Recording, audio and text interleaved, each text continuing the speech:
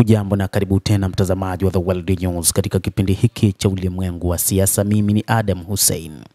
Rais wa Marekani Donald Trump amesema siku ya leo Ijumaa kwamba anaamini kuondolewa kwa nyuklia litakuwa jambo kubwa na kwamba amekuwa akijadiliana na marais Vladimir Putin wa Urusi na Xi Jinping wa China.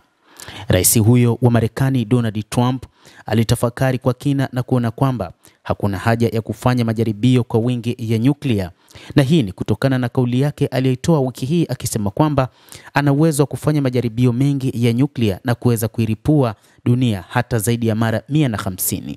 Rais huyo wa Marekani amesema, nafikiri kwamba uondoaji wa nyuklia ungekuwa jambo kubwa.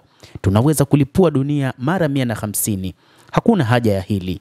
Nimezungumza na Rais Putin kuhusu hilo.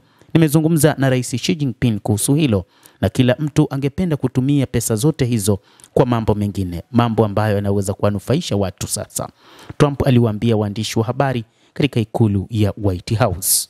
Wakati rais huyo wa Marekani Donald Trump alipokuwa akizungumzia hayo, ni baada ya kauli iliyotolewa na rais wa Urusi Vladimir Putin aliyotaja hali inayozingira tangazo la rais Trump la kuanza tena majaribio ya nyuklia, akisema kwamba hilo ni suala zito.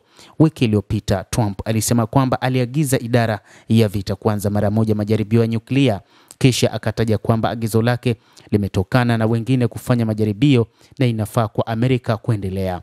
Hata hivyo, Marekani imefanya jaribio lake la nyuklia ya makombora ambayo Trump alidai hayakuwa na nyuklia, lakini kutokana na kwamba Urusi ilijibu ikisema lazima itafanya majaribio mengi ya nyuklia, na kupitia kikao cha baraza la mawaziri ambacho Putin alikiitisha katika ikulu ya Kremlin, majadiliano yalikuwa ni kuandaa jeshi kwa ajili ya kufanya majaribio ya silaha za nyuklia. Hili limemchochea rais huyo wa Marekani kuona kuna haja ya kuzungumza na wenzake Vladimir Putin wa Urusi na rais wa China Xi Jinping. Rais wa Marekani Donald Trump anaamini Marekani ndio yenye silaha nyingi za nyuklia, licha ya data za kimataifa zikieleza kwamba Urusi ndio inayomiliki silaha nyingi za nyuklia zaidi katika ulimwengu.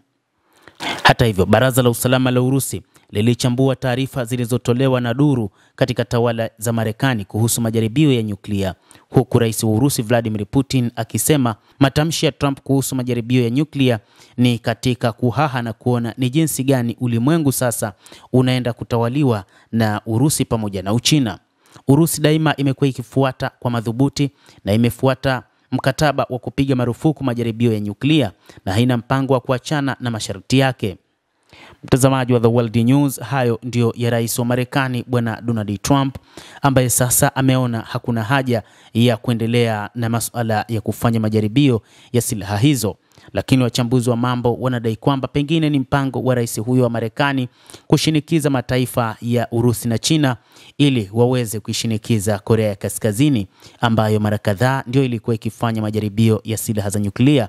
Na hata katika siku ya Alhamisi, Korea ya Kaskazini inadaiwa kwamba imefanya jaribio la silaha zake za nyuklia za masafa marefu.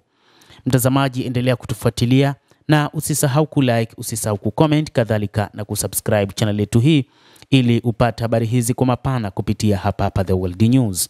Jina langu ni Adam Hussein. Endelea kuwa nasi wakati wote, endelea kutufuatilia uweze kujua ni nini kinajiri katika ulimwengu kupitia The World News.